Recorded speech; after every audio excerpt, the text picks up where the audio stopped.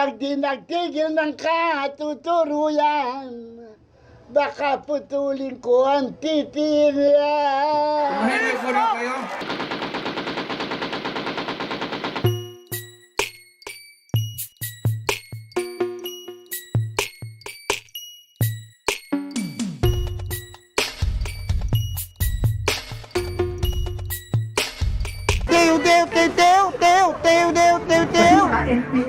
In our fight against communism. Buhay ang NPA!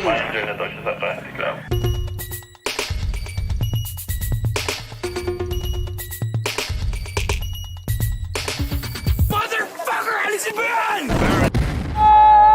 Adik ka ba? My God, I hate drugs.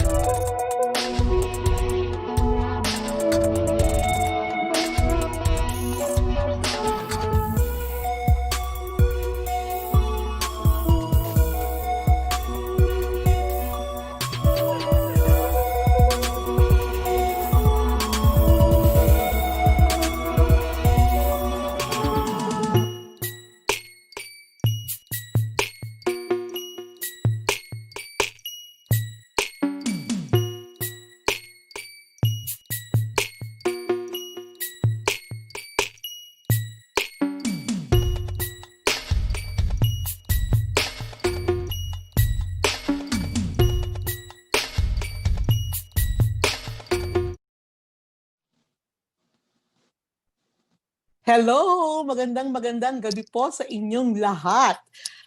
Ako po si Mae Paner at ako ay bumabati sa inyong gabi on behalf of PhilDocs. Welcome to the Ang Docu's Reality Check Future section. Taray, future. Ganito tayo ngayon, Paano, Sila, Bukas. Tonight's show is co-presented by the Directors Guild of the Philippines, the Concerned Artists of the Philippines, the University of the Philippines Film Institute. They will cross-post our live streaming, okay? At kasama rin natin dito ang the National Commission for Culture and the Arts, RESBAC, Department of Education, ANCX, Rappler at ang CNN Philippines. The Ang Docu may have amassed the biggest collection of cinematic and television documentaries, but in this talk, we explore the strange and heady new world of creating content. TikTok, YouTube, Twitter, Facebook, the form, the work, the way we tell stories are now democratized. Or fake news ba yan? Well, anyway, catch our final lineup of films. Under this section, streaming now until Thursday, November 5. Kaya abangan nyo lahat yan. Talagang samantalahin na on theangdocu.com/watchnow. Viewing is free of charge. Here's a glimpse of the future.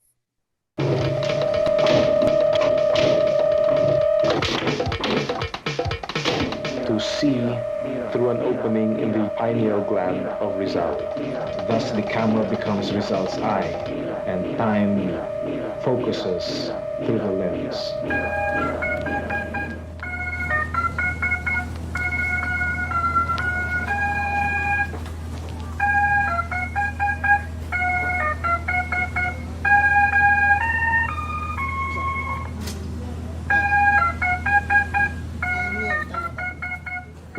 Pero po sa bandang uli, parang di po rin namin matanggap.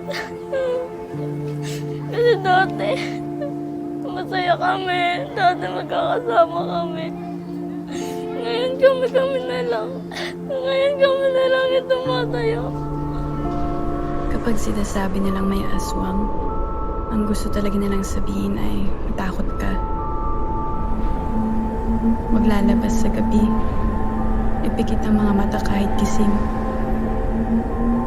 May aswang sa labas, naghihintay, paikot-ikot. Let me show you something.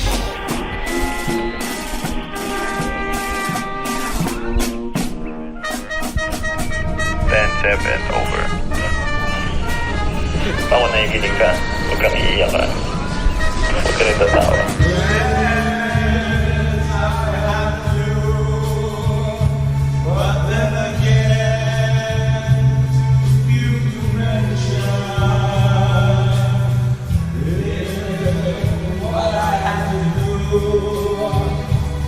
So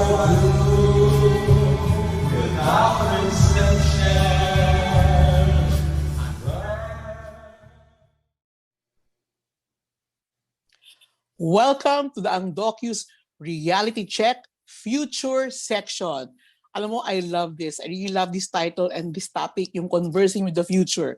Sabi nila, ang documentaries daw takes a look into the past, but it is also with the thought that we're looking forward to. Oh, hindi ba? Sa akin, yan ang really, really exciting. Yung humuhugot ka mula sa nakaraan, papunta ka naman sa kinabukasan. Char! Anyways, tayong lahat daw ay naengkanto na ng social media. Totoo ba yan? Halos walang exception. Lahat mga user na. Ika nga mga addict, mga gumagamit.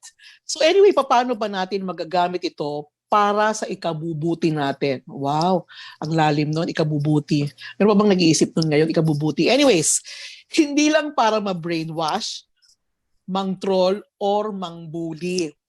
We have an amazing set of panelists tonight.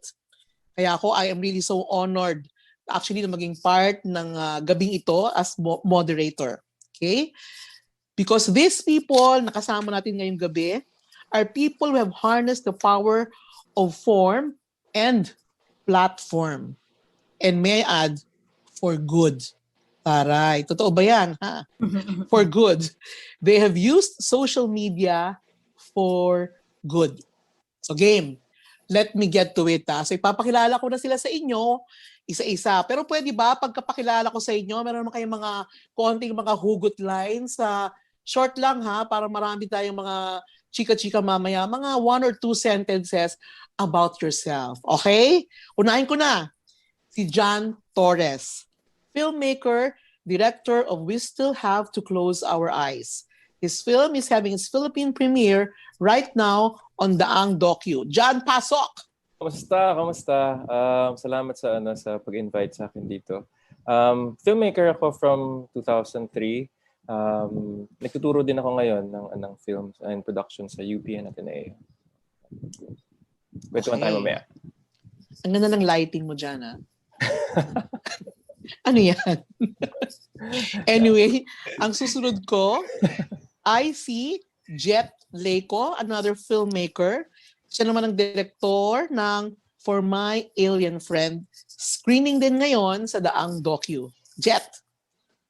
Hi, May. Hi, everyone. I'm Jet Leyco, and yeah, I have a film in Daang Docu. Nod kayo hanggang November 5 pa. Yes, solid yung lineup. So, I think kailangan panoorin lahat. Naman. Filmmaker at nagtuturo rin sa Asia Pacific Film Institute ng film appreciation, and ayun. Gumagawa rin ng docu for TV. Yes. Mm-hmm. Okay. Thanks, Jet. Ang susunod naman natin, I see Manuel Mesina III. Oh, di ba? Another filmmaker. Siya ang director ng Beastmode, a social experiment. Siyempre, ang kanyang film ay streaming din right now. Ayan, hello. Hello sa lahat ng nanonood. Ako si Eshe. First time na filmmaker. And then, yan, first na gawa namin itong Beastmode social experiment. Yan. Excited ako sa talk ngayon. Ay, thank you. Ako rin excited. Ang next naman, hindi filmmaker. Ito naman, aktivista. Bakit naman may aktivista dito, ha? Anyway, dahil nasa digital world tayo, kailangan alam natin ang ating mga karapatan. Kaya kailangan kasama sa conversation ang babaeng matapang na ito. Si Nica Dumlao, isang digital rights activist. Hello, maraming salamat, May. So matagal ng aktivista, nakakasama ko rin si May sa iba't ibang sirkulo. Sa ngayon, ang aking ginagawa ay mas focus on online censorship, surveillance, digital safety, and internet governance. So excited din ako na makapag-ambag dito sa ating talakayan ngayong araw. Ngayong gabi. Wow. Yes. Okay. Ang susunod naman, wow, kanina puro mga lalaking mga filmmaker. Ngayon naman, artist din na babae. Maganda. At kilala ko ang tatay niya. Ganun talaga nakiklose, di ba? Let's welcome singer and songwriter Frankie Pangilinan. Hello po. Kumusta po kayo? Thank you so much for having me. Ako po din ay, aside from being singing singer-songwriter po, just wanted to remind everybody, I'm 19. I'm estudyante pa lang po ako. Kaya medyo nane-nervous po ako dito, kinakabahan po ako. But I'm very, very excited to be able to contribute to this discussion. Thank you so much for having me. And yeah, I'm just an appreciator of arts. And I'm very excited to be here. Thank you. Okay, so game na. Anyways, gusto ko lang ding umamin na alam niyo hindi naman ako talaga ganito kataas ang respeto sa mga documentary filmmakers. Actually, very, very recent lang yan, no? And yan, dyan magpapasalamat ako sa mga works na ginawa katulad, for example, ni Baby Ruth, yung sa Sunday Beauty Queen. Alam mo, nung napanood ko yon nung MMFF, nung 2016, na nasabi ko, grabe, no? Kasi dati, yung napapanood ko mga docu, of course, marami mga foreign, pero yung docus natin and the way it converses with us, syempre sa konteksto na meron tayo ngayon, talagang kakaiba. Kaya ako excited na makipag-usap sa mga artistang katulad ninyo ngayong gabi. So anyway, umpisahan na natin. Kasi syempre lahat naman tayo nasa social media, hindi ba? Ilan ng users? 79 million. Wow! Ang laki-laki ng audience na yan, hindi ba? Pero kayo bilang mga filmmaker, artista, ano ba talaga ang gusto ninyong gawin, no? Kasi sabi natin sa gabing ito, nakikipag-usap din tayo sa future. Through your works of art, paano nyo kinakausap ang future? At saka ito ba conscious kayo na yun ang kausap ninyo? At saka talaga bang ito ay ginagamit for common good or as artists? Or nung ginawa niyo sa mga pelikula ninyo, ito ba nasa mga isip niyo na yung sa totoo lang? Sa totoo lang. Who wants to start? Eshe, ang masasay mo dyan? Di ko masasabi na for future yung kinakausap ko kasi I think nandun ako sa point na ang kausap ko ay mismong yung pinagawan ko ng social experiment. At eventually, parang, yun nga, gusto ko na, siguro, goal na makita rin nila in the future yung gawa ko. Pero, mas gusto ko silang kausapin at their present moment. Nung ginagawa nila yung social experiment, quote-unquote. Alam mo, natakot ako habang narood ako ng pelikula mo. Kasi parang nakita ko as a director, yung parang akala mo, hawak mo yung content mo. And then parang after a while, parang kumawala sa kamay mo. 'Di ba? Tapos parang napunta sa iba. So sabi ko, hala, ito pala yung risk na pinupuntahan ng artist na gumagawa ng ganitong klaseng art form, no? Pero ang gustong-gusto ko doon is kasi parang talagang you allowed yourself to be vulnerable that way. And I think as artist, napakahalaga nung pumapasok ka sa isang lugar na meron ka namang konting taya na hindi mo talaga alam lahat. At kitang-kita ko yun talaga dun sa work mo, Eshe. And for that, talaga saludo ako kasi nakakatakot ha, yung pinasok mo na yon, di ba? Mas siguro sa point na as a group, mas collective naman yung decision na, sige, tawagin natin siyang failed experiment, pero laruin pa natin. Parang gano'n, na parang, kumbaga, dito rin natin titignan na, yun nga, kapag gagawa ka rin ng mga ganito, kasama ka rin sa mga ganito, ang dami rin niyang failures talaga. Pero explicitly, sabihin natin, para malaro yung audience. Mas gano'n. Pero ang ganda na, tsaka yung merong kasamang kritisismo na, kasi ikaw mismo narinig ko, sinabi mo na merong part na nag-fail ka, diba? Parang para sa isang artist na hindi madali yun, yung magsabi ka na on cam na I failed, char. Diba? What about the others, yung works nyo? Can we hear from the others? So ako, yung sinabi ni Eshe na parang may attempt siya to experiment. Ganun din yung sa akin yung film ko na pinapalabas dito ay isang short film called We Still Have to Close Our Eyes.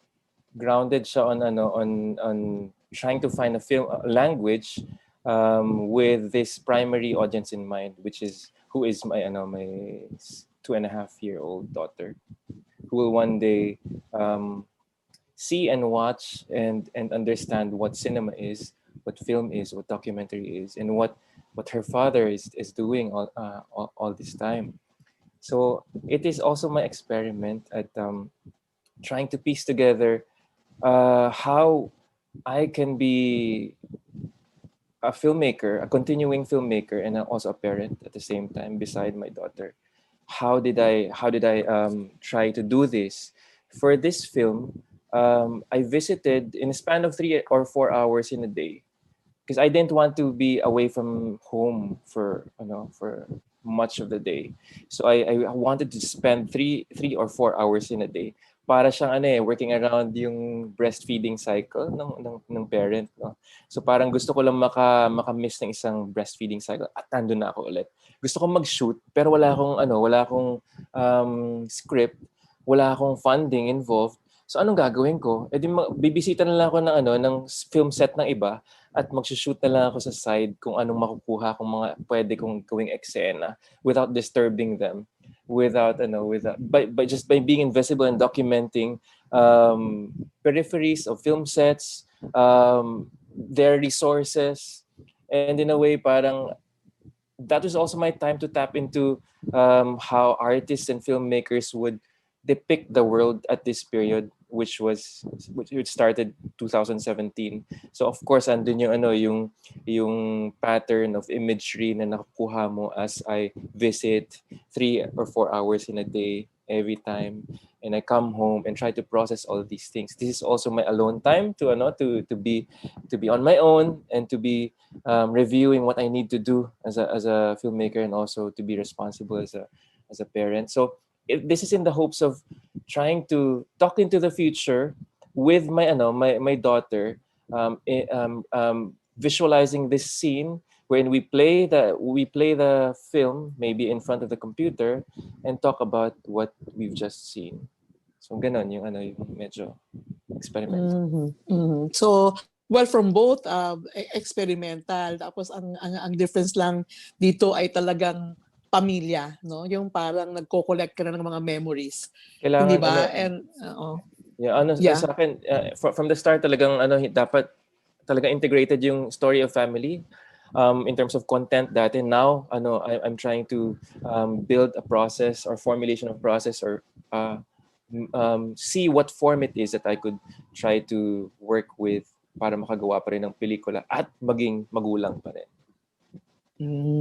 Nakakaano ka naman, nakakataba ng puso pakinggan na yung art mo ay talaga namang merong hugot na pamilya at conversing pa rin with the future. Sinasabi ko lang na may formulation ako ng language kasi ang reception ng tao sa mga films ko so far hindi nila maintindihan eh. So baka yung anak ko ma-brainwash ko na na meron kaming sariling syntax at maintindihan niya ako at it'll be okay. Yes. Ganda. Bongga. Ang ganda-ganda nun. Gusto ko yung mga naririnig ko sa'yo. What about Jet? For my alien friend, basically experiment din siya. So, experiment siya sa past at the same time experiment siya sa future ng mga bagay na shoot ko in a decade. Kasi nag-start ako mag-shoot 2009. Tapos natapos yung project 2019. Pero it's not really planned, no? 2018 ko na naisip na baka meron akong pwedeng gawin sa mga na-shoot ko before pa. Unfinished documentary, unfinished business, unfinished na mga shootings from different tools or different cameras. And I think the film is also a culmination ng lahat ng nasa utak ko, no? Hindi lang philosophy, hindi ko alam. Lalo na tumatakbo sa utak ko habang tinitignan ko yung mga image tsaka yung mga eksena. So I think it's a lens from a stranger, or in this case, yung alien nga, no? Or at the same time, maybe baka alien yung kinakausap ko. And naghahanap ako ng receiver para tumanggap dito. No? Hindi lang dito sa world na to, baka outside the universe. No? Basically, yung film naman, it contains, maybe artifacts, memories, yung mga thoughts ko, mga glimpses. Sabi nga ni John, di ba, parang sa kasal. Kung napanood mo yung film, para mga glimpses ng perfections or imperfections, no?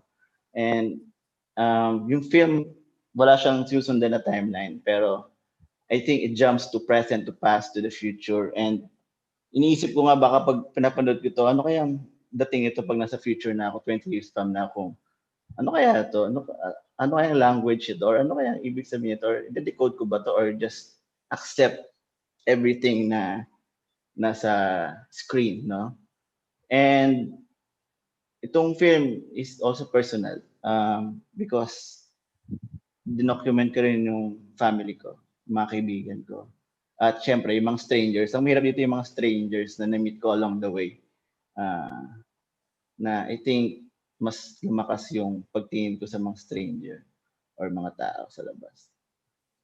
And si John pala yung isa sa mga tumulong dito, Ren. So, ang ganda. Siya yung isa sa mga nagpalabas ng boses ko dito. Kasi nahiya talaga ako na gumawa ng DO or anything about the film until na-convince na ako na sige na, parang okay, kailangan ko na yata kausapin yung mga tao and kailangan ko ipaliwanag para maging mas klaro pa yung mensahe na gusto kong sabihin for my alien friend. Okay. So nakikita ko na tumatawid from personal to political. But anyways, what is personal is political, di ba? And lahat ito nangyayari sa konteksto sa pag-uusap natin ngayon, nasa konteksto tayo ng pandemya, nasa konteksto ng fake news, merong revisionism, and I could also see it in your work, no? And syempre sa mga ganitong klaseng mga sitwasyon kung saan pumupuna kayo, nakikita ko ang backdrop ninyo ay for example mga nakulong na mga aktivista, ang SODA, ang gano'n. I mean ang lakas nun di ba? And syempre pagka gano'n lalo na ngayon, di ba? Sa panahon ngayon meron tayong anti-terror bill na nakalabas na.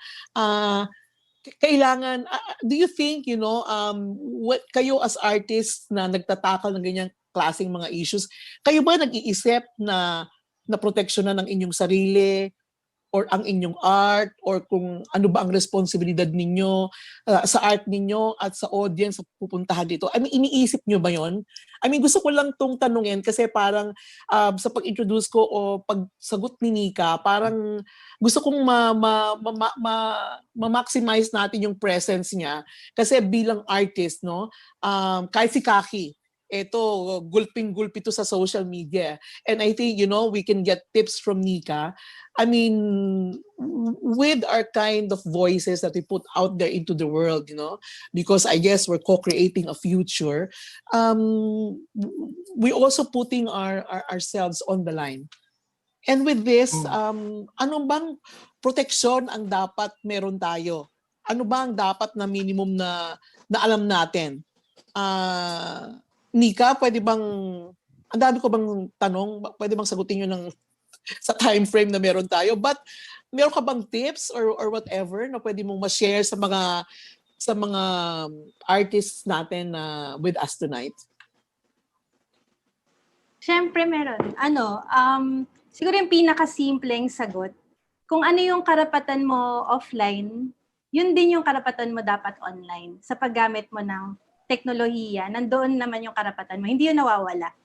Diba? Kung meron kang privacy, meron kang freedom of expression offline, meron din dapat yan online. Protektado dapat yan sa paggamit mo ng kahit na anong platform.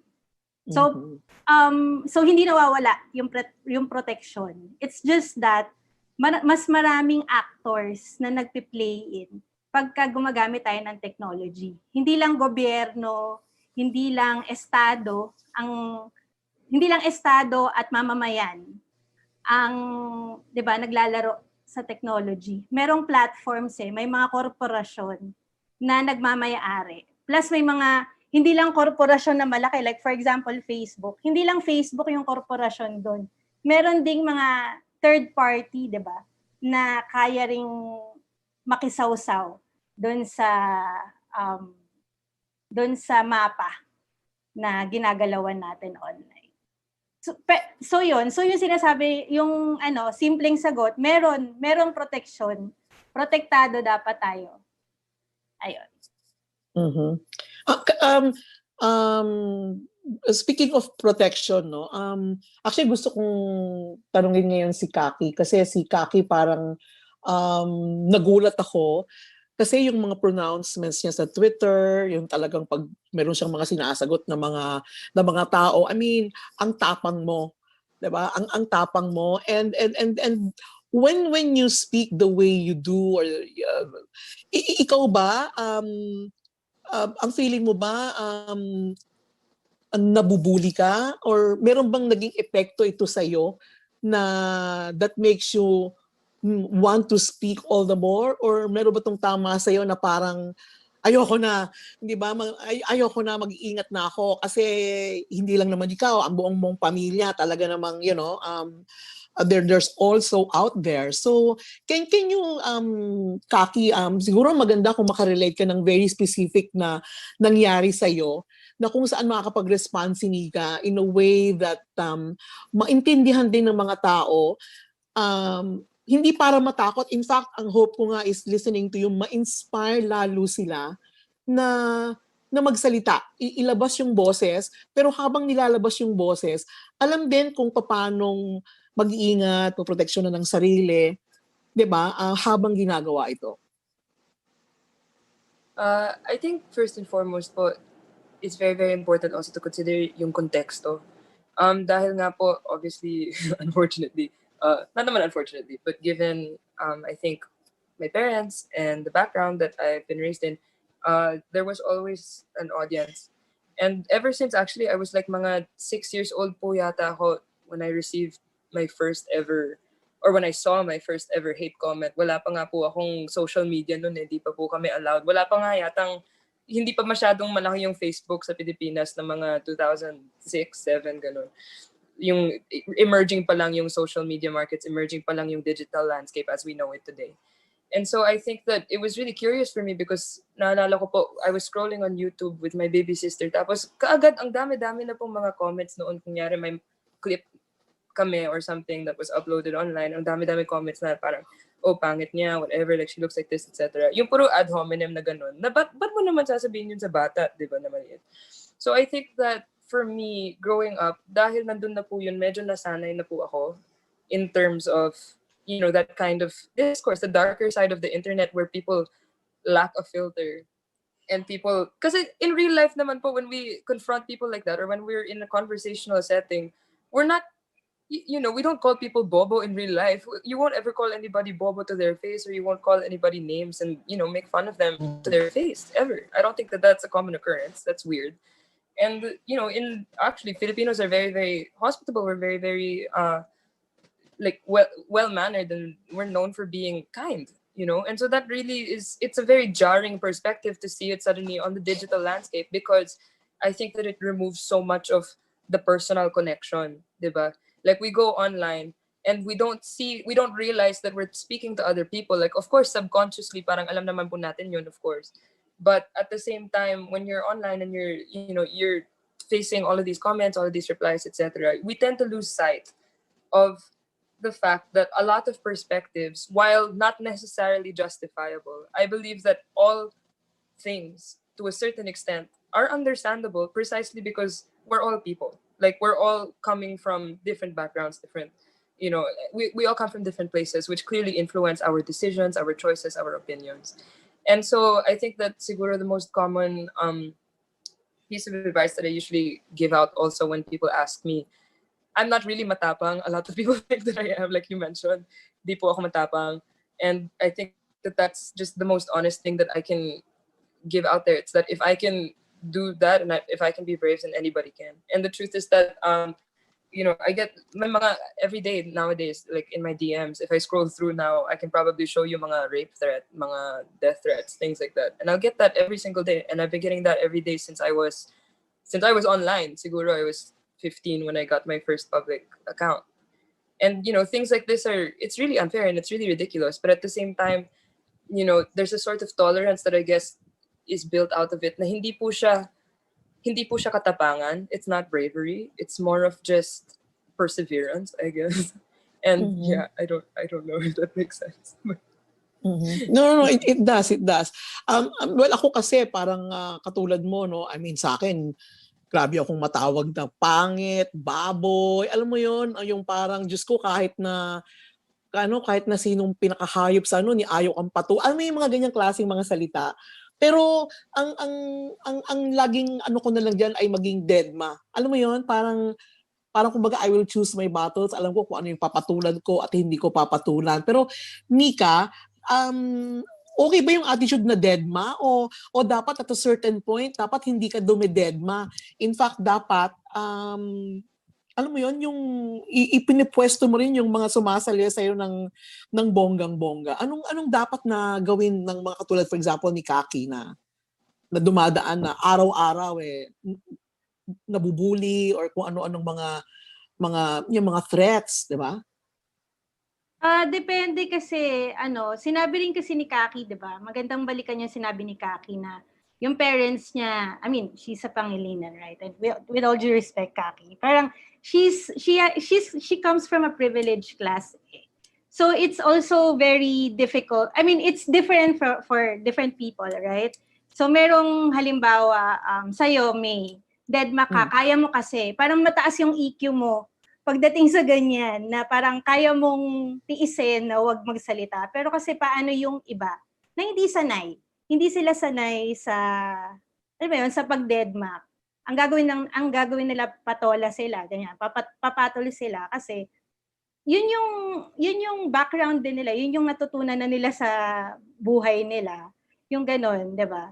So, depende. Pero yun nga, yung advice doon ay kung ano yung ang hirap magbigay ng formula, pero mas kung ano yung kaya mo, yung unang ina-advise pagdating sa ganyan is mag-assess ka, risk assessment ba? Pag halimbawa, nag-post ka ng very controversial na statement, 'di ba?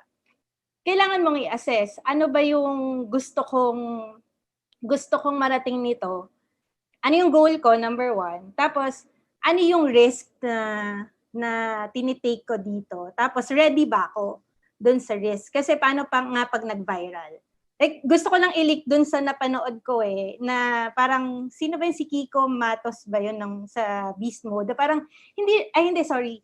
May nag-upload ng video, right? Sorry, sa Beastmode yata. May nag-upload ng video. Akala niya parang 10,000 views. Pero, grabe. As in, umabot ng 100,000. Yan, parang dumami ng dumami. Hindi mo kasi, pagka-public yung pinost mo, hindi mo na alam kung saan siya makakarating.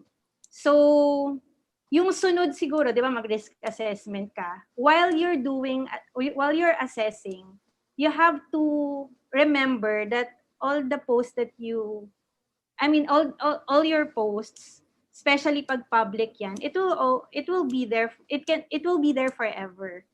Yun. And that's very unfair, right? Kasi parang there's also a question of consent there. Pero yun yung reality na kinakaharap natin ngayon. But when you post, it's gonna be there forever. Yun yung problema. Kaya mas ang nagiging tactic ng iba, okay, pagka nag-post ako ng controversial and gusto kong makalimutan na ng iba, tatabunan ko na lang. Instead na maghintay ako na kalimutan ng madla, maghihintay ako na kalimutan ng madla kasi tatabunan ko na lang ng kung ano-anong, iba't ibang content hanggang sa makalimutan na nila. Yun. Yun, parang mas, I think at the end of the day, we have to be ready. Kasi everyone's gonna be going online. You can't help it. You want to post something for your family. Depende pa sa goal mo yan. So you have to assess. You have to know the risks. You have to assess if you can actually take the risk. Yun. Pero kasi di ba ang mga artists usually nga ang gusto nilang role mag-provoke Yes. Yung mo yon, yung talagang kasi di ba nakakalungkot yung meron kang ginagawa lalo na sa social media tapos walang pumapansin sa'yo. Diba? Pinakamalungkot yun. So actually, and especially for artists, we actually, if we want to co-create, for example, hindi naman pwede nga parang, parang hallmark greeting card, nagpapakyut ka, di ba? Kaya nga, in the case of, for example, of Kiko Matos and Baron Geisler, talagang, sapakan to. Invest tayo sa violence, di ba? Parang ganun. And ako lang, iniisip ko is parang, of course, dapat una muna yung sa sarili, yung parang ikaw na agad yung self-regulate kung ano yung kaya mo at hindi mo kaya. But the moment, like for example, in the case of Eshe, nung nilabas niya na yung work niya, mamaya kinukuha na ng, ano nga yung, UR, ano yun? URCC. Yung URCC, URCC po. na parang wow, na iba na. I mean, na even yung mga nagso-social experiment, akala nila hawak nila yung narrative, yun pala hindi na. 'Di ba? And kung hindi tayo parang kind of and I don't know kung meron pang kaya mo talagang mapanghawakan yon, Nica, na kung meron kang gustong iluwa sa mundo na you can really put all the precautions para lang to make sure na magiging safe ka. I don't think so, right? Because I think napaka-counter din nun sa artist to put something out in the world where you already know the result. I think what also excites us is, when we put something out there, part of it is kind of we don't know, right? So what can you say about that? No, I think and natanong ko na rin naman to before nung una kong na-meet kayo na parang ano ba yung responsibilidad nung messenger din, kasi pag halimbawa kahit hindi lang artist kahit na sino, 'di ba? Parang yun yung sinasabi nila sa internet ngayon parang because most of us can access it, most of us can post, ganyan. Ano ngayon yung responsibilidad ng nagpo-post, ng content producer, ng in this case filmmaker, dun sa content na nailabas na, pang ganon. And I guess, nag-a-agree din naman ako na parang ang hirap din kontrolin kung ano yung maging impact nung product mo na nasa online. Pero I'm also curious dun sa sasabihin nila Eshe dun, and sa filmmakers, kung ano ba yung tingin nila dun sa ano ba yung parang kung kailangan ba may responsibilidad yung filmmaker, or alam mo yun, parang bayaan ko na lang, mag-create lang ako and then tingnan natin kung saan patutungo yung content. Mm-hmm. Okay. So kung I guess ang susunod na gusto kong itanong is ano ang lugar ng pelikula at ang hangarin nito in the context of what we are experiencing right now in social media. Diba? How can the traditionally offline arts use the internet to its advantage? What do you think? John, Jet? Ako di ko alam kung medyo malaki yung tanong. Gusto ko lang umpisahan lang siguro na siguro ngayon, lalo na ngayong naka-lockdown tayo. Pansinin natin, 'di ba? Confined tayo sa space natin. Alam natin kung ano naririnig natin. Usually katahimikan, 'di ba? Wala masyadong nagsasalita. Takot kang lumabas. Takot kang tumingin man lang sa sa bintana, no? At the same time, merong rules na of conduct, no? Na bawal kang lumabas. Meron ng countdown. Ano yung 14 days? Iba na yung meaning ng 14 days sa'yo, no? Yung 14 days na yan ay survival, 'di ba? Or pagtingin kung okay ka pa o hindi. Kung okay ka pa, ayaw mo nang magsalita kasi parang nauna yung pagtingin mo sa sarili mong katawan kung okay ka pa o hindi. At naghihintayan ng lahat ng tao na nakita ko na rin, na notice ko lang sarili ko na parang bakit ganoon, parang walang nagsasalita.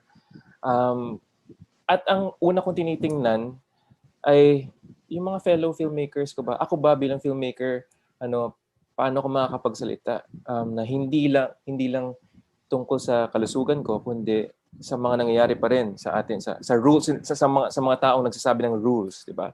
Kung sino nagde-determine ng quarantine natin, setup natin for 15 days, no?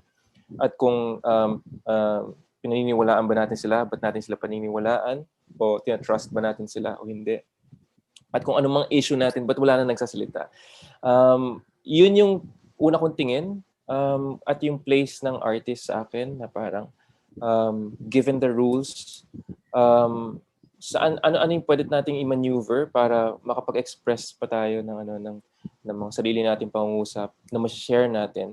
At now that the only tool is social media, what we can post or what we can comment. Napaka sa akin napaka intrinsic yung idea of sharing my own story and my own thoughts. Kaya hindi ako nahirapan sa transition into something that is mostly online transaction, posting and commenting.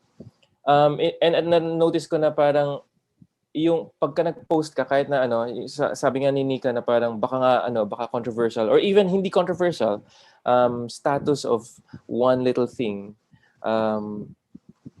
minsan may requirement yung iba na parang or feeling nila required sila to comment that we're here. Na-notice natin parang kunyari sa nakakatawa pag kunyari may live event, meron nagko-comment na 1, 2 or 3, parang paunahan, pero parang sinasabi na parang andito ako, nakikinig ako, o may sasabihin, pwede akong magsabi ng something about you. At sa akin, nakaka-intimidate yon na parang, importante ba yon na una ka o pangalawa ka? Ibig sabihin, ikaw yung champion, ikaw yung magsasalita ng una or legitimate yung boses mo ngayon. May experience ako, sorry, medyo napapahaba. Like even very personal context. O sige, eto, share ko. Yung mom ko passed away because of COVID. Yung dad ko nagkasakit.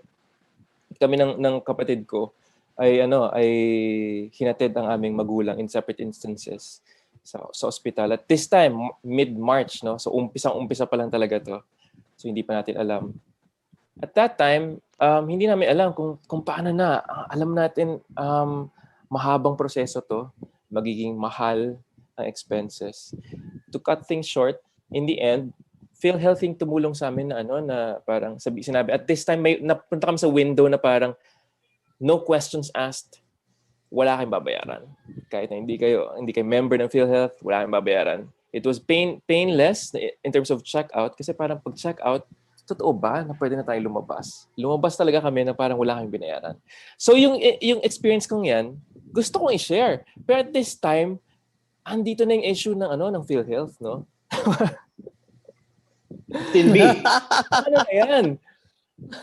Okay sa akin, 5 stars ang PhilHealth eh. Oo. Kasi tulungan kami, hindi lang one parent, kundi 2 parents. Diba? Okay, at this time, na-email na ako na parang, okay, pwede mo bang ng isang representative from PhilHealth na parang, pwede mo natin i-share yung story mo na ganyan. Sige, game. Ang laki ng utang ng loob namin sa inyo. Even sharing a picture. After a month, na-post sa site nila sa kataas-taasan ng issue ng PhilHealth. At syempre, nabash ako na parang, ano yan? Para kang, are you paid something? Or which was sobra sa akin, nakaka-scar at this time, no? At ayokong maramdaman yung naramdaman mo, May and Kaki and Eshe, na nasanay ako sa ganito at natakot ako. Kakaiba rin naman yun, Well, actually, sa panahon ngayon kasi, di ba, parang meron tayong kanya-kanyang narrative. I mean, iba yung narrative mo in relation to PhilHealth. Tapos merong isang malaking pasabog ang PhilHealth, di ba? Pero I guess gayon nga, di ba, yung paanuhan ng narrative, kung ano yung kakagat. But as filmmakers, like for example, gumagawa kayo ng mga pelikula, tapos ngayon, ang platform na available ay ang digital media. I mean, how do you think, your movies, di ba, your voice, can actually be helped by, or is it being helped by social media? Or do you think parang sa panahon ngayon, kung saan ang daming nagre-revise, ng loloko, ng bubuli, do you even want your work to be out there, or would you rather na intimate na lang ng mga usapan, or opportunity pa rin ito para sa filmmakers katulad ninyo, yung 79 million na pwede niyong maging audience? Siguro sa akin, of course, on ba? Ayun. Sa akin, maganda yung thought na meron kang malaking audience. Kaso lang, sa tingin ko kasi nagre-revolve rin tayo dun sa isang medium. For example, yung Facebook nga, na ang primary motive ay engagement. At hindi ko alam kung ano yung general term for us, kung ano yung engagement is siguro culturally, parang sa atin, meron tayong pagkakaintindi na na kung ano yung captivating na topic is medyo mainstream rin talaga. And ang siguro in the form na ginagawa namin, for example, documentary. Tas siguro meron pang for particular sa akin na 90 minutes siya. So, alam mo yun, kung isasabak mo siya sa Facebook, parang siguro ang hirap niyang i-engage doon sa audience na merong maliit na attention span at inaalaw yun ng mismong media. So mas ganun yung tingin ko na parang yes, challenging siya at this time. Pero in terms of the current form na, for example, ito, 2018 ko ginawa, na mahirap siya for lalo na ngayon na nasa online platform. And malalaman pa lang natin siguro ngayon since ngayon pa lang naman tayo gumawa ng docu-festival, malaman natin kung ano ba yung engagement na nagagawa ng documentary. What about Jet? Oh, grabe yung 79 million na users, no? Tapos, hindi natin alam or paano natin matitimbang kung gaano yung reach natin or yung access nila sa mga pelikula natin. Kasi, ang bilis na nangyayari, ito yung panahon na ang bilis ng takbo, yung paghatid ng information dahil nga sa technology, no? Lahat nandyan na eh. TikTok, Facebook, Twitter, plak, ganun ka lang, nakikita mo na lahat ng mga nangyayari. And pag nakita nila yung films na, for example, 70 minutes, yung attention span din natin na, I think, naapektuhan din siya dahil nga nagiging habit siya, no? Na scroll up, scroll down, pause, panood ka neto, na hindi natin namamalayan na masyadong mabilis yung pag-feed sa atin ng information na hindi rin natin nalalaman kung ano dito yung totoo, ano yung hindi. Kaya for me, yung responsibility ng filmmaker, kung totoo yung sinasabi mo or totoo yung pinapost mo or something for you is truthful, I think wala kang dapat ikatakot. No? Kasi lumaki ako sa Friendster, MySpace, YM era, di ba? Parang internet webcam. Kasama ko na yun, 2000. So parang ako, di ba? Parang pag nilabas mo na yan, nandiyan na yan eh. Kung mag-comment sila, okay, di ba? Sa context ngayon, maganda siya, di ba? Lahat nandiyan na eh, parang halo-halo na eh. Pero parang kahit sino pwedeng padala ng pelikula. Kahit sino pwedeng padala ng emoji, di ba? Parang send ka lang dyan, whatever, kung may mag-react or kung ano man. Parang nasa tao na siya na yung bahalang mag-search ng gusto niyang i-explore. No? Nasa decision niya na kung ano yung gusto niyang, ano yung truth na gusto niyang kainin. No? And may consequence yun, no? Ako, may consequence para sa akin yun, kung ano yung nakikita ko sa feed ko. Sorry, pero nag-filter talaga ako minsan. Yung nga yung mali ko, nag-filter ako ng mga tao. Dapat hindi ko pala ginagawa yun. Or minsan may nagko-comment. May limit yung deadma, pero at the same time, putik, sagutin ko to kahit anong mangyari. Or may message ko siya, PM ko siya. Itatry ko siyang i-educate hanggang saan yung kakayahan ko na mag-educate. Kung hindi na, deadma. So, hindi siguro pumapasok yung deadma na salita. And ang takot ko na siguro yung data. Na, actually, dahil ang pelikula ay isa rin data. No? Data rin siya, information siya. Especially documentary. It's a document, no? Pelikula lang siya, in a form of pelikula. Data rin siya in a form of yung mga status mo. Data rin siya, nakikita rin siya, lalo kung public eh. Mga pinapost mo, lahat ng, actually nakikita mo rin nila like or algorithm ng mga kaibigan mo. Data rin siya, libre tayo na i-share yung mga expression natin and data natin. Pero at the same time, yung sinabi ni Nica na may third tawag dito. May mga third party company or third party. May third party na kumukuha ng data natin. Nakakatakot yun, ha? Diba? Na kinukuha nila yung characteristics natin ng how or our habits ng panonood. And magiging saturated talaga yung online world. Nakakalungkot siya at the same time maganda siya. Kasi nandun na lahat. Diba? It's a supermarket of, I don't know, anything. So, siguro yun yung masama eh. Ay, sorry. Sige Yes, lang, Nica? Pero yun yung masama kasi, di ba? Yung parang sinasabi ni Jet na nandun na lahat. Di ba ang saya? Parang it makes your life easier, right? Like, alam mo yun, parang you don't have to actually like, parang go to your file cabinet, look at the files, gano'n. You just, di ba? May search, search function na nga ang Facebook, may search function ang Google, di ba? And even on Google Photos, di ba? Parang you can cluster, the faces, yung from bata to matanda. Parang it's very easy now eh.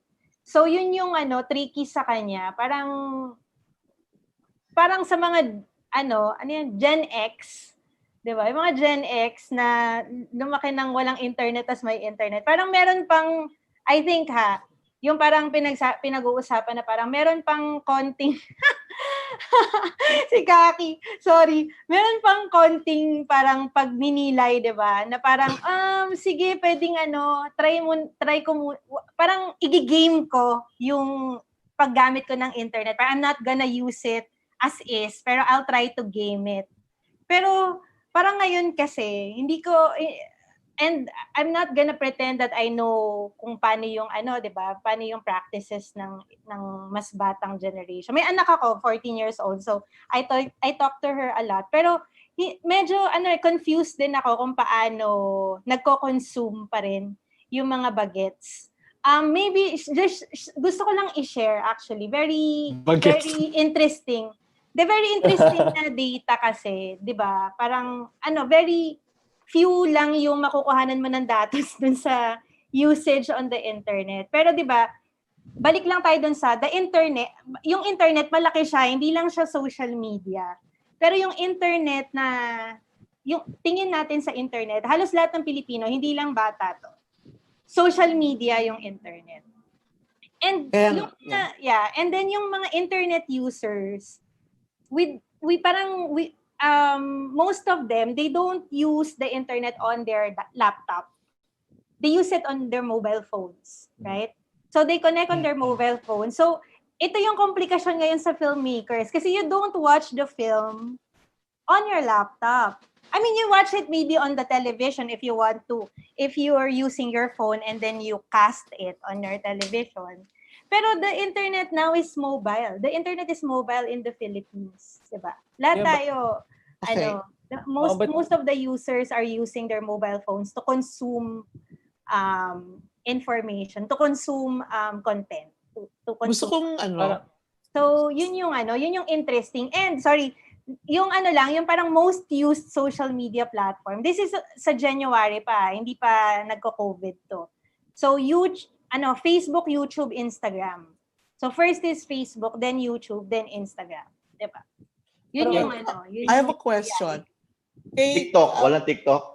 Wala pa yung TikTok kasi Hindi January pa, top 2020 3. data to eh. Pero let's wait siguro sa end of the year. Gusto kong tanungin si Kaki kasi syempre sa mga edad, pumuporm. Paano yung Kaki, yung Z? Diba? Hindi, ako lang po gumawa nun, hindi po yung generational pero kuha mo eh. Anyway, I just want to ask, Kaki, I mean, do you actually watch documentaries? And if you do, what kind of documentaries do you watch? I mean, have you seen our filmmakers' films? And how do you think you want to be, kung halimbawang gusto kang gawing audience itong tatlong filmmaker natin, paano ba nadulurang isang Kaki to for example watch the kind of films that they make? Or is that, do they even have to think of that when they want to, for example, tap your kind or the Gen Z to lamunin ang kanilang klase ng film? I think I was actually having a conversation with my dad about this recently because my dad has such a hyperfixation on internet and like my generation and all of these things and like how to appeal to the kids and like etc. like that. On the first question po, on the basis of what lures me to watch documentaries, unfortunately po, I'm just a bit of a film geek and like documentary geek, so I don't know how like I'm not lured. I think I'm doing the luring of the films to myself right as much as possible. But Diba? Like I don't, so I can't, unfortunately, like I can't really give advice on like ano. But I think that I've found, because nga, I was talking to my dad about that, and he was like, and I think a lot of adults actually, or a lot of, I mean, I'm an adult, but like a lot of yung mga Gen X, Gen Y, like a lot of those, even millennials actually, because I'm not a millennial anymore, I'm Gen Z, that's why Z.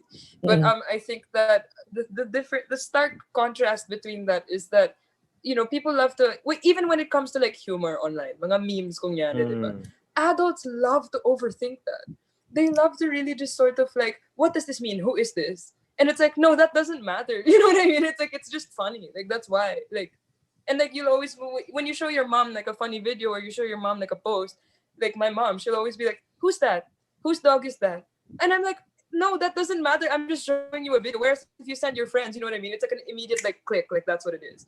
And so to us, it's more of, I think that that's what it is. In order to sort of, you know, like appeal to younger kids, etc., and then sort of to engage them in the discussion and to engage them in the proper discourse. Number one, it's don't overthink it.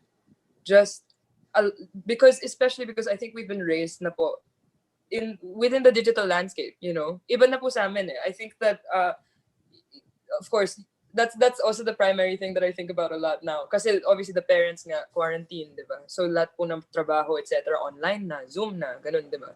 And the number of times I had to update my mom's Zoom because she just didn't know how to, or I had to like do something on her computer. She was like, I keep talking but they can't hear me, and I was like, you're on mute, ma'am. That's stop the, you know, like stuff like that kids have to teach na their parents how to do things online, or kids have to teach na their parents how to work on platforms and how to work on media that like they've never interacted with before, or they've never really had the chance to like familiarize themselves, diba? Sa mga iba't ibang user interface, parang kapag bagets nga po, nagigets na po namin kaagad. Kaya nga bagets eh. I think we just get we get it immediately. You download a new app, something like that. It'll take like a few minutes. Gets na namin kung paano siya gumagana.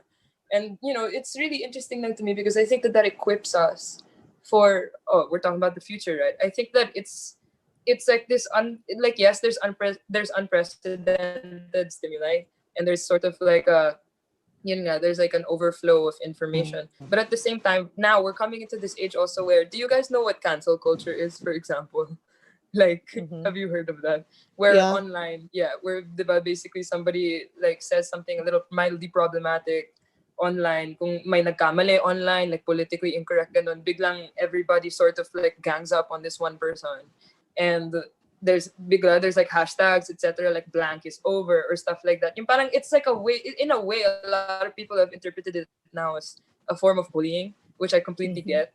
But at the same time, I like to think na parang napakaganda naman ng generational problem namin kung saan we hold each other accountable too much, you know? Like it's kind of interesting because maybe as we move forward, you know, as it sort of dulls down and we're able to navigate our way better through the digital landscape and how we interact, etc. And now that people are sort of saying cancel culture is wrong, like now it's, you know, and it's interesting because cancel culture, siguro mga 2016 pa lang po yun nagsimula.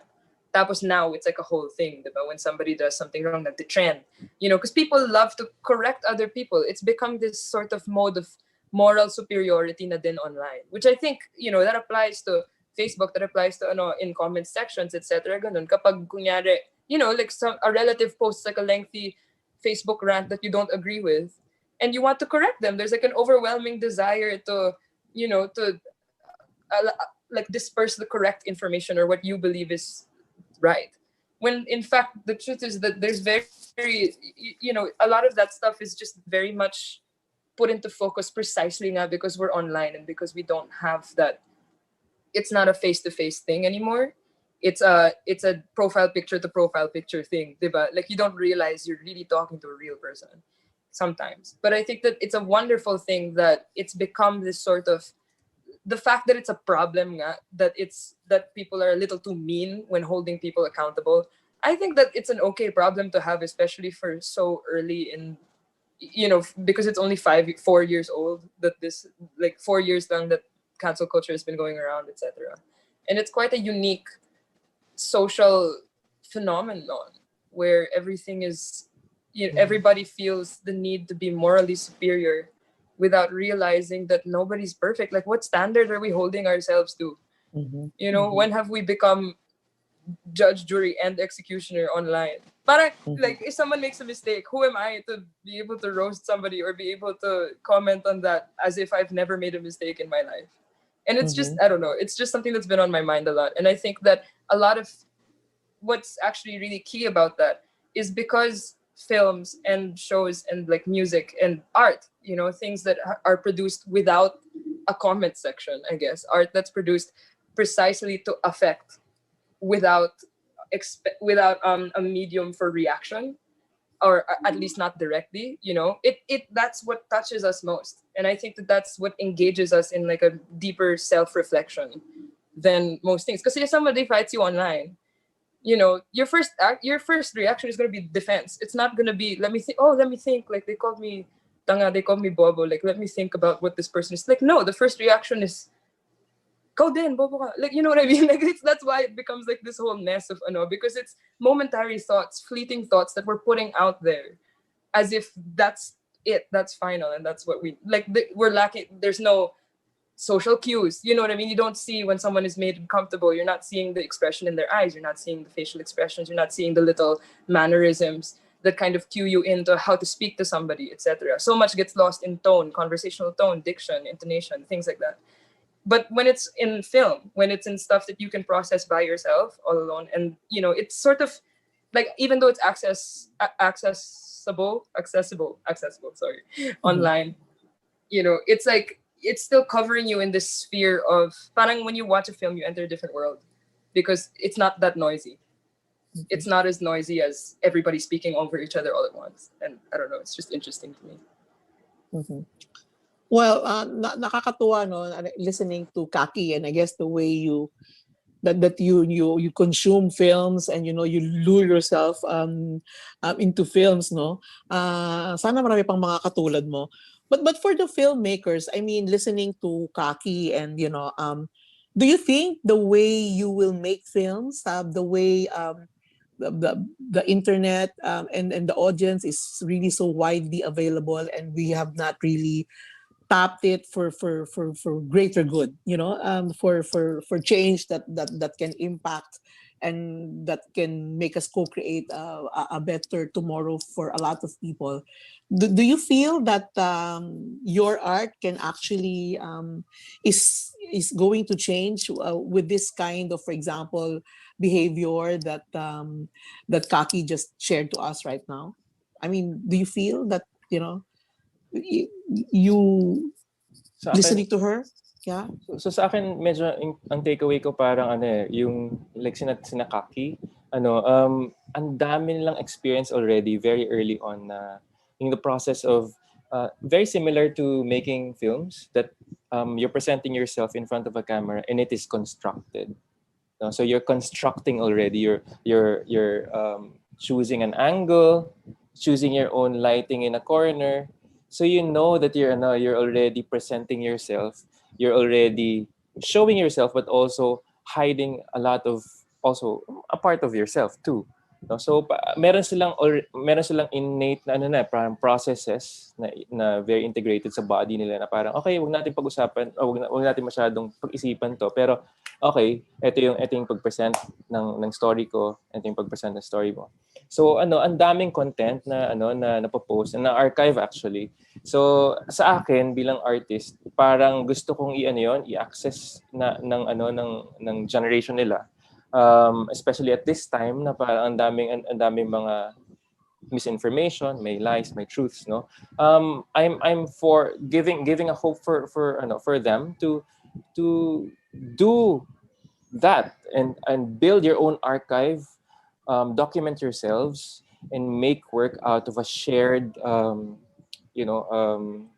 folder even of all these clips that you can make your own, so that you can endure your own truth, no? Present your truth among other truths, and hopefully this will endure on and on, along with other people sharing these same footage that they've reappropriated for their own, to make their own stories. So through the years, napaka-timely rin sa akin na parang ang dami kong mga projects na parang literally just other artists not knowing each other, sharing part of themselves in a folder and having all of these artists repurpose, personalize, and make their own stories out of other people's shared images and sound.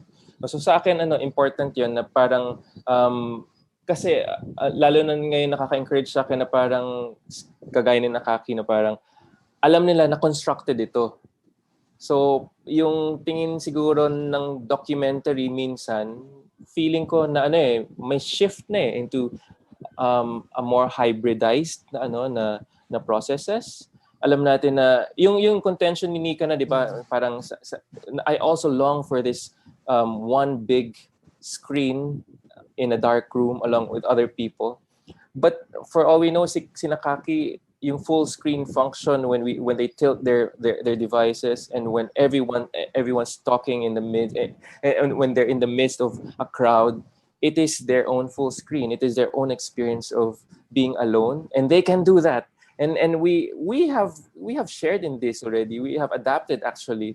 Kahit na tayo mga matatanda na parang nagkaroon na rin tayo ng full screen in a way na ang daming points na parang hindi na nga natin ma-feel na may boundary yung screen minsan. Sobra tayong submerged into the process. We've adapted, I think. And I think we should move forward knowing all these things. Wow.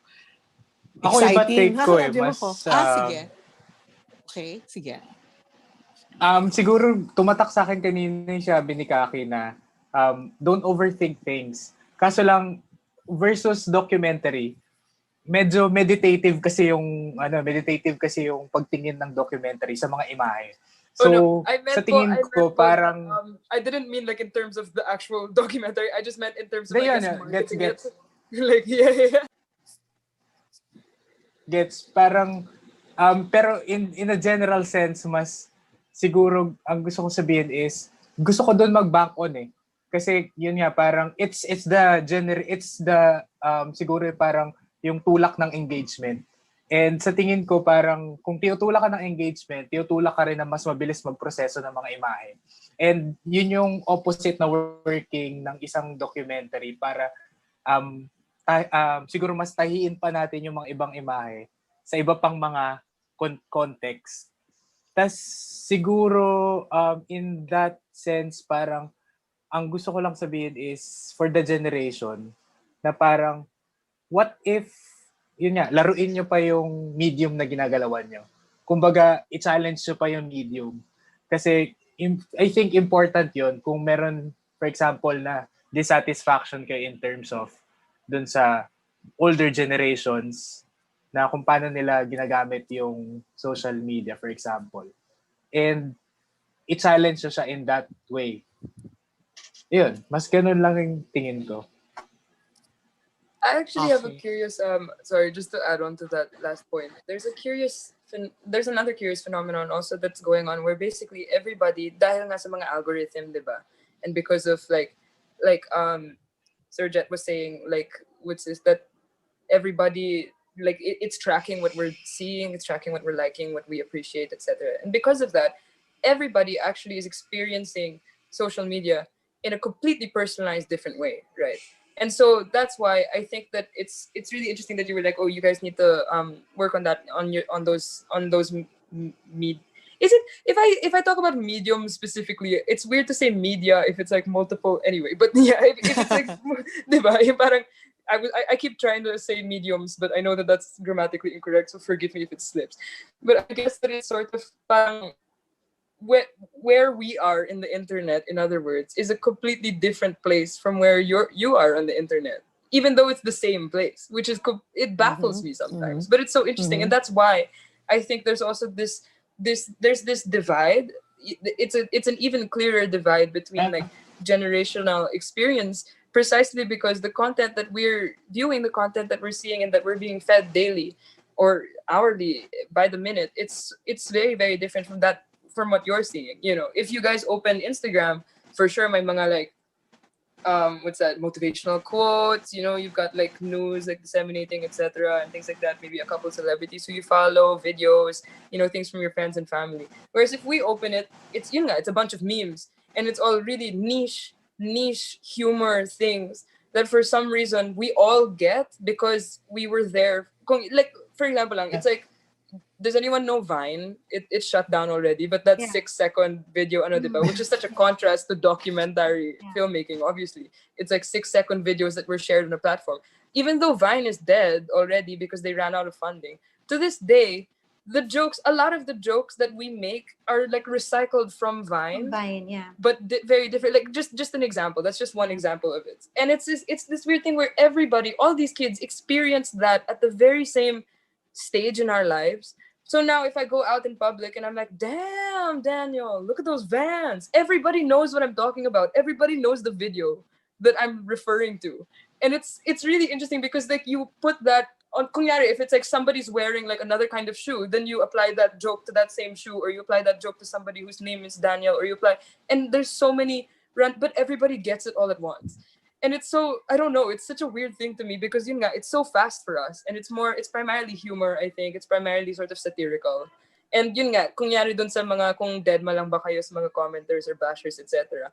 Kami, we don't really get angry anymore online, I think. I haven't had a friend who like, parang a lot of the stories that I hear of people really getting mad online and like ranting on Facebook and like replying, it's usually like a tita or like a mom, and it's not that big you know what I mean? And like for us naman, it's like, if it's something that makes us mad, or if it's something that pisses us off, we'll just reply something like, this is not it, or it's not, or we make fun of it. We'll make light of it. We'll make a joke. When I reply to bashers occasionally, it's just because they made a funny comment and I could say something witty back, It's for the humor. It's just for and we say this thing a lot where it's sort of like nobody can really hate us because nobody hates us more than ourselves, which is a really, really sad generational tag.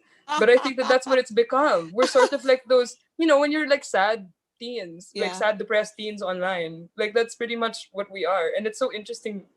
It's, wow, we're in the different spheres lang.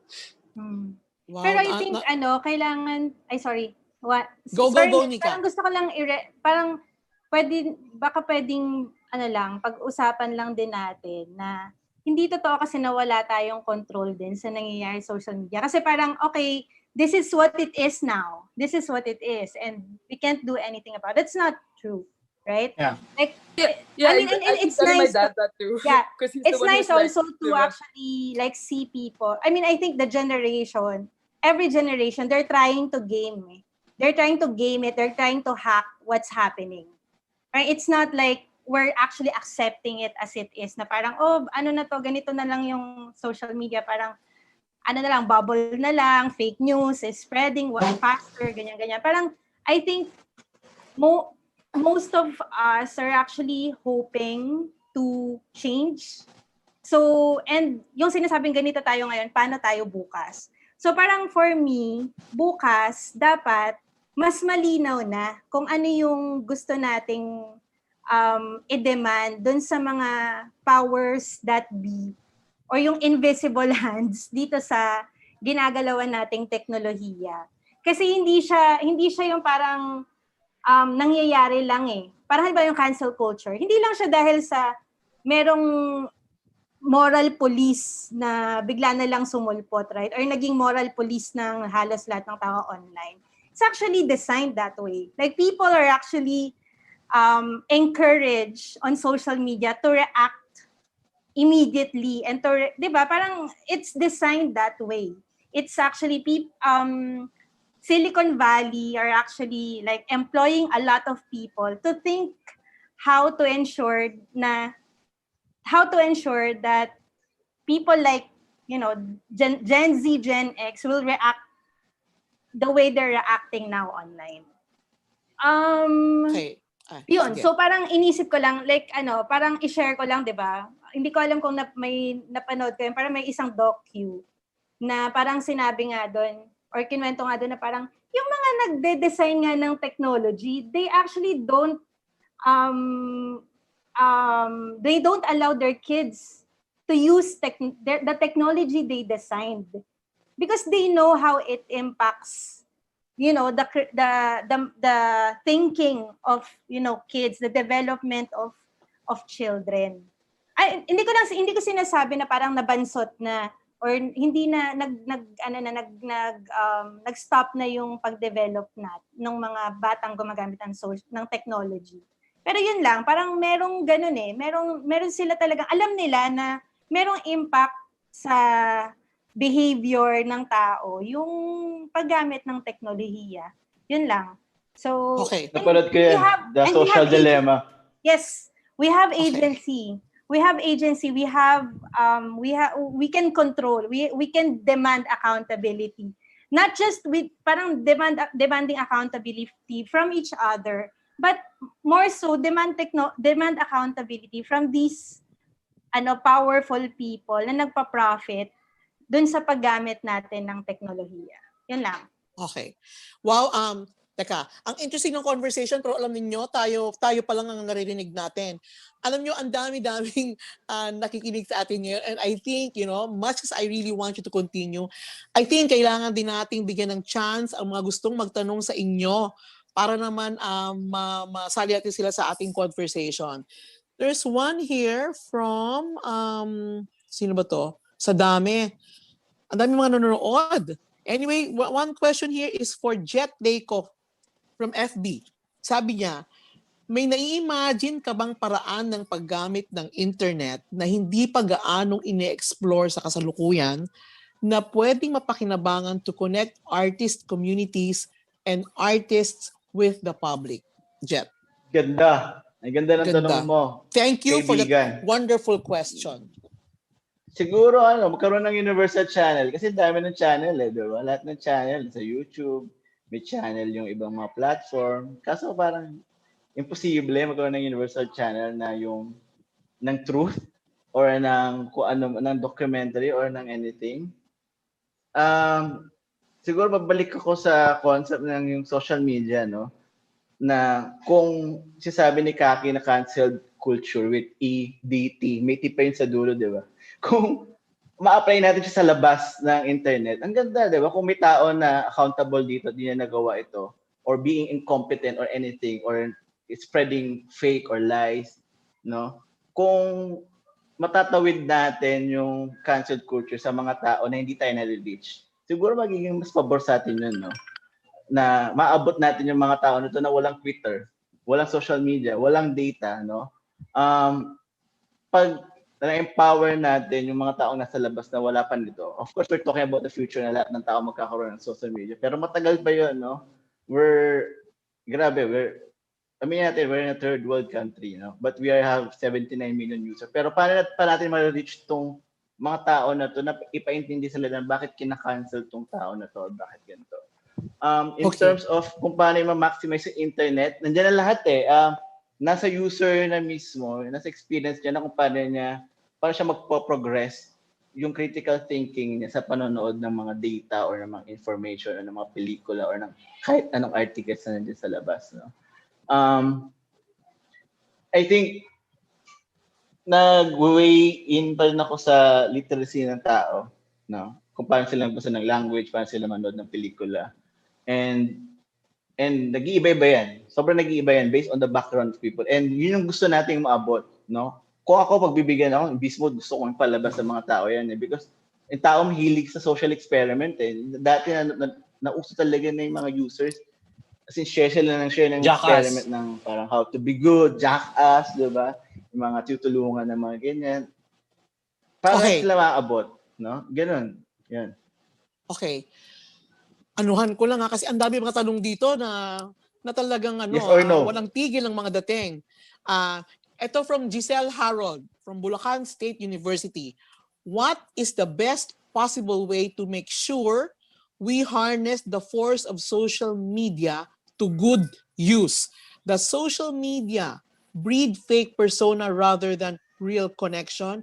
How do we deal with the mental fatigue? Ang daming tanong So who wants to answer that? To good use. Is there a best possible way to good use? Mahirap yan di ba? Individual truths, Share your own truth and try as much as possible with what you know how to present and share your own truth and build on an archive, as I said. And hopefully this we make work out of all these clips and all these sharing. Ganun lang kasimple sa akin. Okay. The others, do you have thoughts? The social media breed fake persona rather than real connection. I think may real connection lagi. There's always real connection, no? Depende lang sa tao yan, no? Depende, nag-iiba-iba experience eh. Pero nandiyan na lahat eh. You have the power to decide what you want to eat and what you want to feed the people na around you, no? Not grab food na bibili ka lang or ano. I mean, yung feed mo sa screen mo, yung feed mo sa message, no? Para tanggapin ko ba yung information or yung content na binibigay sa akin ng taon to? Yung kwento niya, yung truth niya, or hindi? Or I just dig deeper pa ako sa sinasabi niya and then we'll have a real conversation about it. No? From Saint Scholastica, I want to post something but I'm afraid to be bashed if I say the truth. Sometimes posting something shallow, neutral, or just creating an impression gets more likes. Why is that?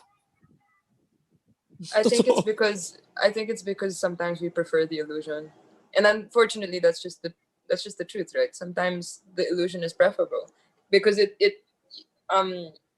people live more comfortably. I mean, ignorance is bliss, nga, diba?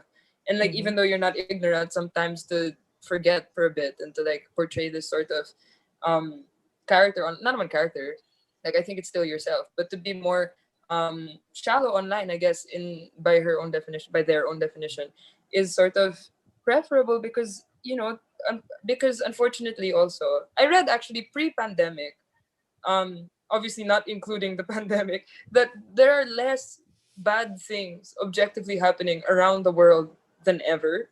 It's just that social media, because it's no longer even like a 24-hour news cycle, it's a minute by minute news cycle, it's a second by second news cycle, and people don't talk about things that are good that are happening.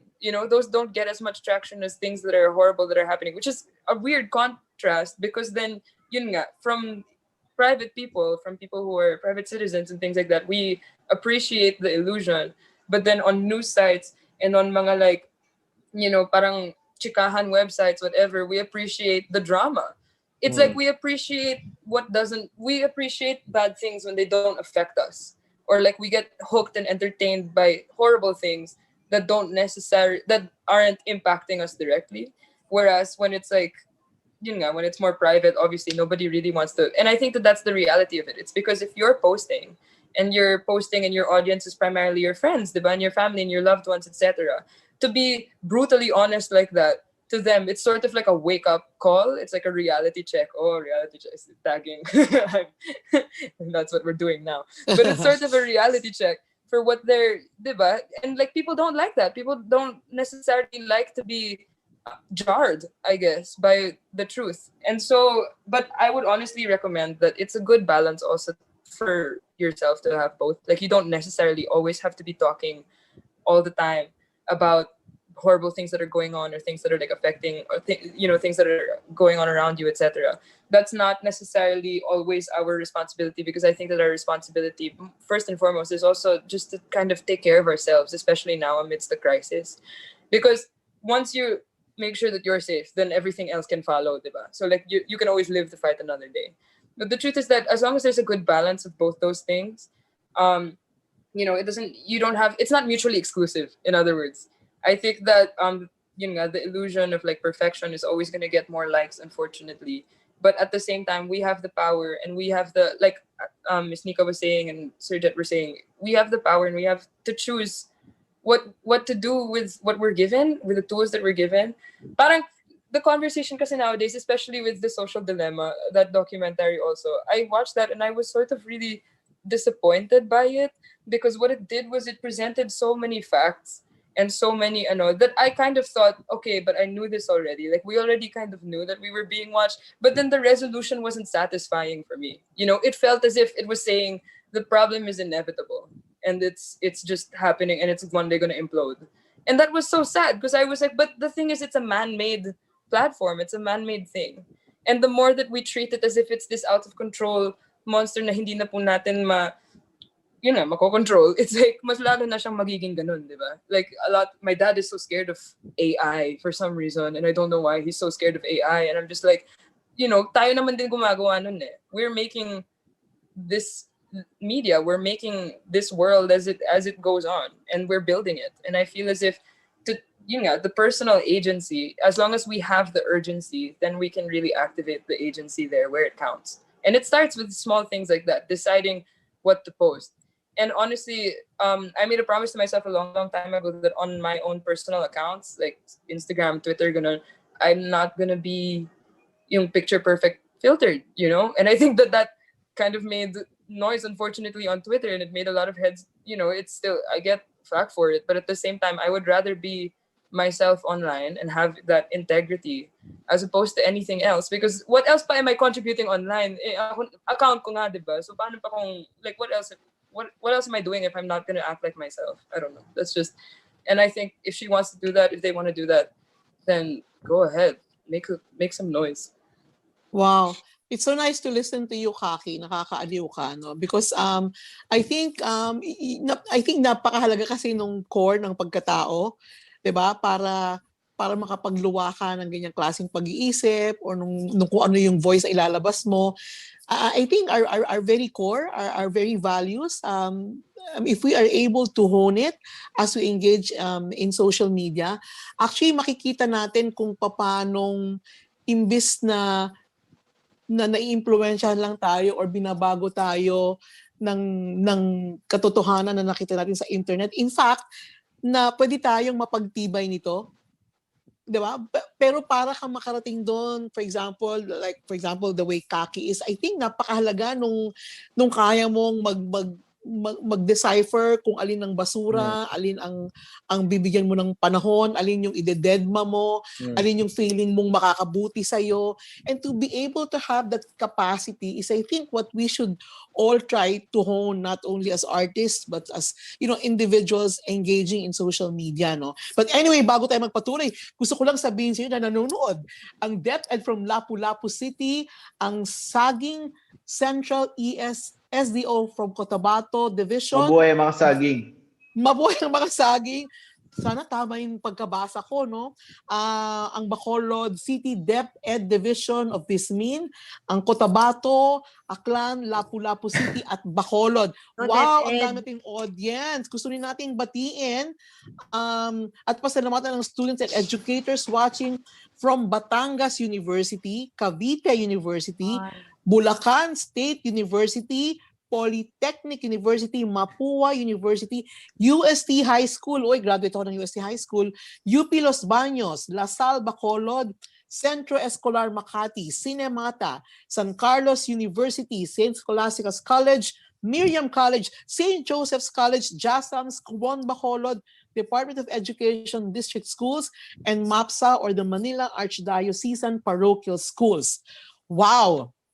Anyway, anong oras na ba? Time check. I'm sorry. I mean, much as the conversation is really getting more and more interesting. I'm so happy that, nakikinig ako sa mga filmmakers, yung kanilang pagtaya, at kay Kaki, at kay Nica sa kanyang mga paalaala. Sa ating oras ngayon, mukhang papunta na tayo sa ending, no? So, at this point, gusto ko talagang pasalamatan ng guest natin, si John, si Jet, Eshe, Nica, and Kaki. We are in good hands with people like you, making sure we get to where we need to go together and responsibly with a sense of anticipation. So, I mean, it is really very important for us to know that we are together co-creating the future that we want to see. And that doesn't just happen. I mean, you have to be living conscious, knowing who you are, ano ang karga mo, ano ang gagawin mo kasama ng mga katulad mo na merong pangarap na maganda para sa marami at para sa kinabukasan, no? So please, can we get our parting shots from our filmmakers, Nica, and then of course from Kaki. So can we do that? Who wants to start? Eshe. Talagang name na, no? Anong gusto mong, Parting words. Bali, lang. Siguro, i-engage yung sarili dun sa mga gantong mga meditative na mga activity. yung kumbaga Yes. panonood ng siguro mga topics na hindi ka komportable.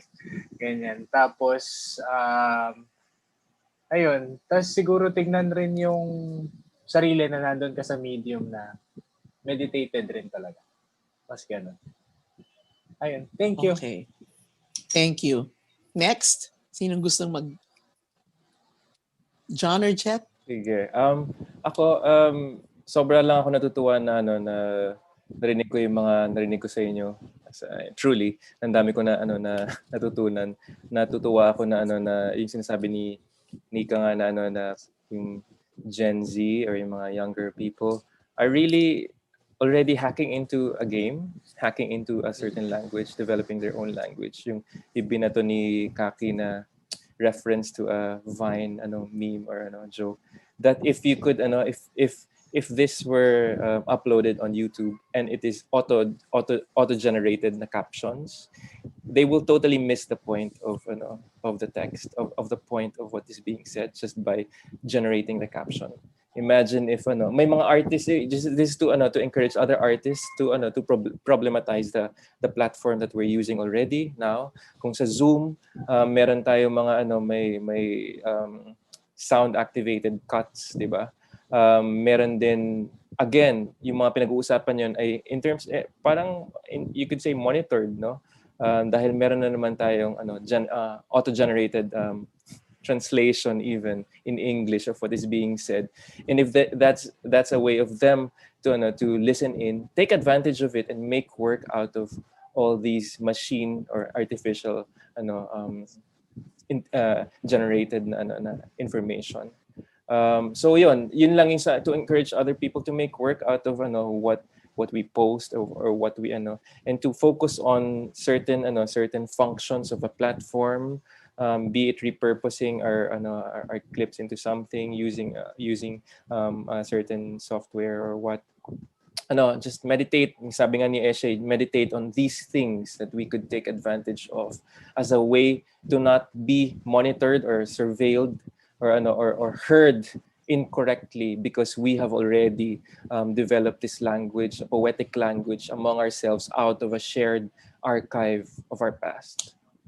Okay, teka, bago kayo magpatuloy ha, meron lang tayong mga dapat pasalamatan, hindi ko ito pwedeng palampasin.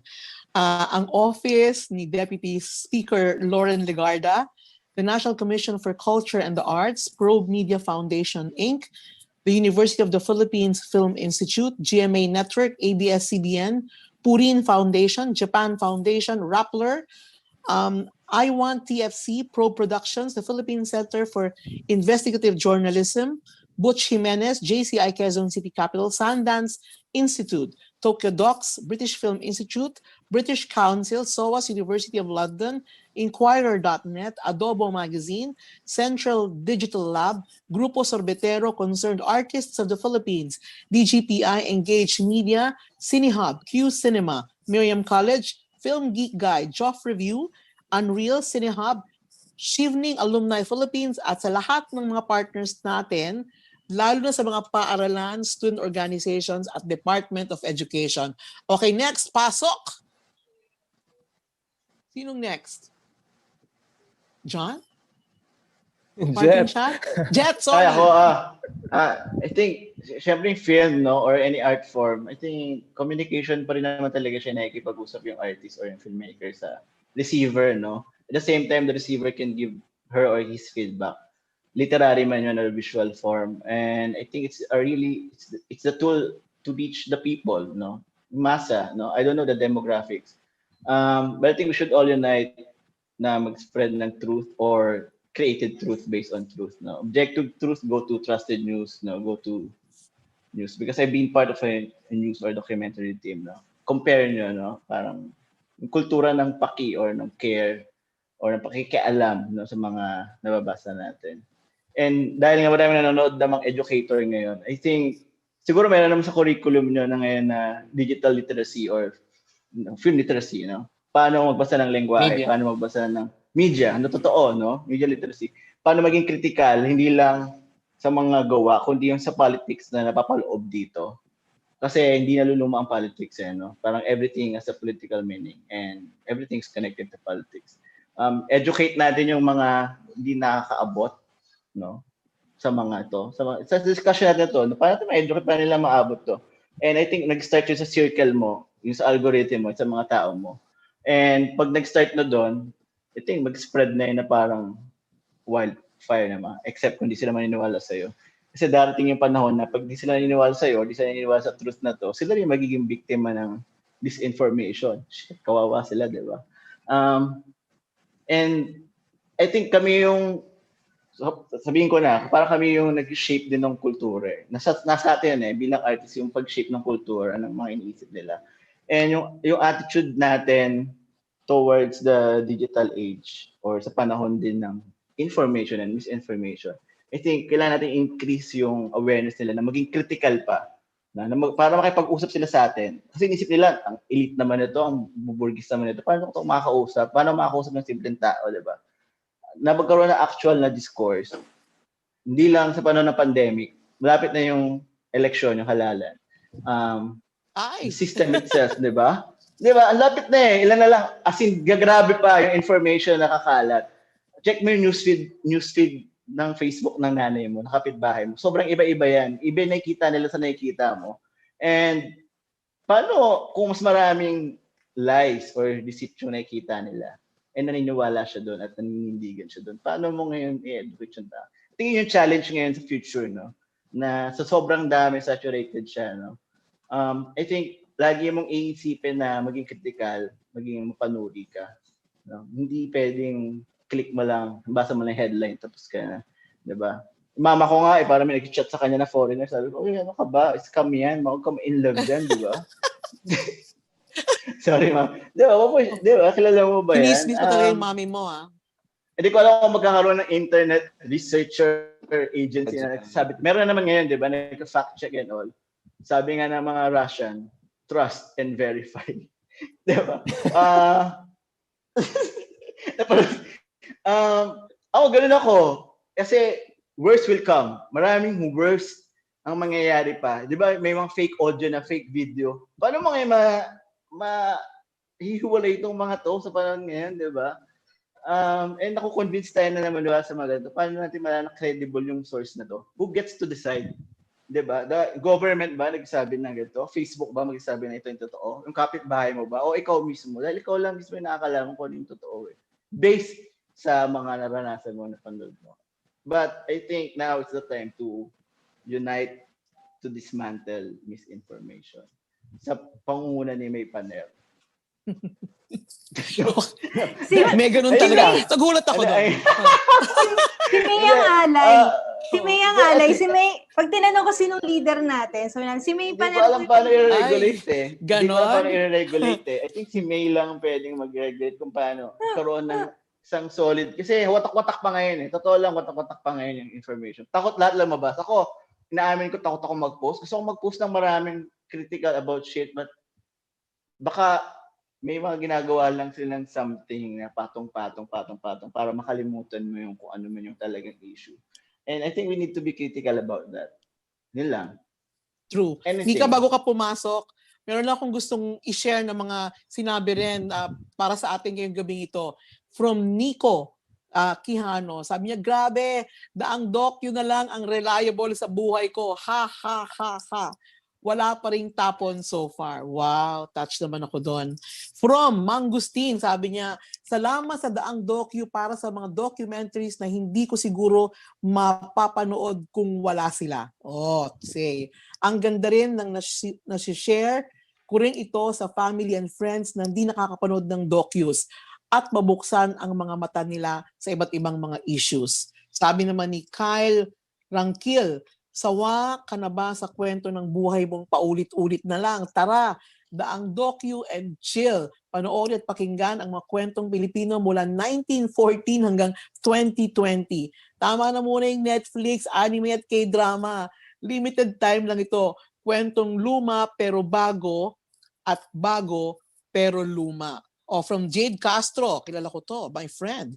Sorry na lang sa ibang film fest. Hi Jade. Sorry na lang sa ibang film festival online around the world, pero best one of 2020 is daang docu. Oh, di ba? Tapos, gusto ko lang din sabihin at this point na ang gaganda talaga ng selection ng Daang Docu. Pero syempre, salamat din doon sa matitinik nating mga curators. At yan ay sina Teddy Ko, Sari Dalena, at si Adjani Arumpak. Yay! Take a bow. So, parting shot, Nica? Ano ba? Dami na nasabi, no? Pero siguro, bukod sa individual efforts na yung pag-aambag natin ng mga content, ng mga films, di ba? Malaking tulong talaga yan sa pag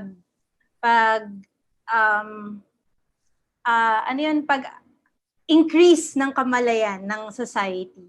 Ano rin, siguro mas collectively, dahil tinatanong natin paano tayo bukas, di ba? Mas collectively sana, ipaglaban pa natin yung pag-demand nga ng accountability sa mga platforms. Kasi major stakeholder kayo na content producer. Tayo, actually, a lot of us, actually most of us, lahat ng mga social media users, we also produce content, di ba?